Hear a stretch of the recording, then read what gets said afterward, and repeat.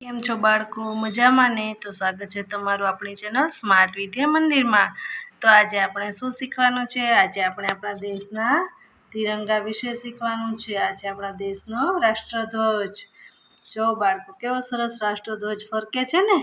આપણા દેશની આન બાન અને શાનનું પ્રતીક છે રાષ્ટ્રધ્વજ. એને આપણે માન અને સન્માન આપવું જોઈએ અને એનું ખૂબ ખાસ એનું ધ્યાન રાખવું જોઈએ કે રાષ્ટ્રધ્વજ હંમેશા આવી જ રીતે ઉપર ફરકતો રહે.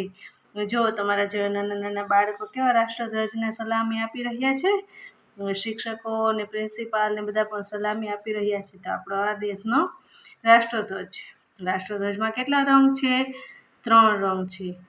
કેસરી, સફેદ અને લીલો. આ 3 રંગ છે રાષ્ટ્રધ્વજમાં. પછી રાષ્ટ્રધ્વજની વચ્ચે શું છે? રાષ્ટ્રધ્વજની વચ્ચે છે અશોક ચક્ર. અશોક ચક્ર ક્યાં આવ્યું છે? એકદમ વ્હાઈટ કલરમાં વચ્ચોવચ્ચ અશોક ચક્ર આવેલું છે. અને અશોક ચક્રની અંદર કેટલા આરા છે એ તમને ખબર છે બાળકો?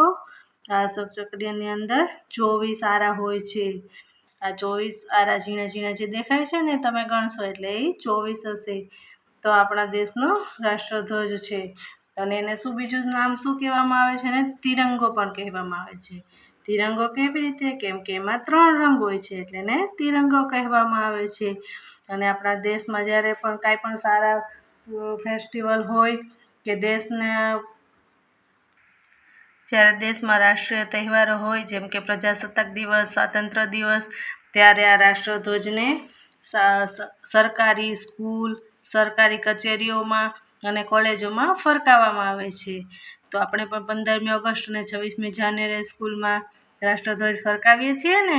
તો જો બાળકો, તમે રાષ્ટ્રધ્વજ જોઈ લીધો? તો ચાલો આપણે એના વિશેના પ્રશ્નના જવાબ કરીશું.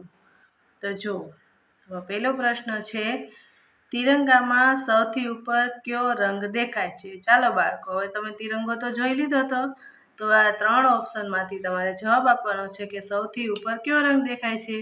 તમે ધ્યાનપૂર્વક તિરંગાને જોયો તો બાળકો? જોયો હોય તો તમને તો ફટાફટ જવાબ આવી જશે. તો તિરંગા ઉપર કયો રંગ દેખાય છે? આમાંથી સફેદ, કેસરી કે લીલો? કયો રંગ દેખાય છે? તો તિરંગાની ઉપર દેખાય છે કેસરી રંગ. તેની ઉપર રાઈટ કરવાનું. જે સાચો જવાબ હોય તેની ઉપર સાચાની નિશાની કરવાની. પછી બીજો પ્રશ્ન છે. બીજો પ્રશ્ન કયો છે બાળકો? જો, તિરંગામાં સફેદ રંગની નીચે કયો રંગ છે? જો તમે તિરંગો જોયો હોય તો તમને ફટાફટ જવાબ આવી જાય કે ગુલાબી રંગ છે, કેસરી રંગ છે કે લીલો રંગ છે. તો બાળકો, ગુલાબી રંગ છે આપણા તિરંગામાં નથી, એટલે આ તો કેન્સલ જ થઈ જશે. તો કેસરી તો ઉપર હતો, તો એની નીચે કયો રંગ આવશે? લીલો. તો લીલા ઉપર રાઈટ કરવાનું. પછી ત્રીજો પ્રશ્ન છે, તિરંગામાં લીલા રંગની ઉપર કયો રંગ છે? તિરંગો છે એમાં લીલા રંગની ઉપર કયો રંગ છે?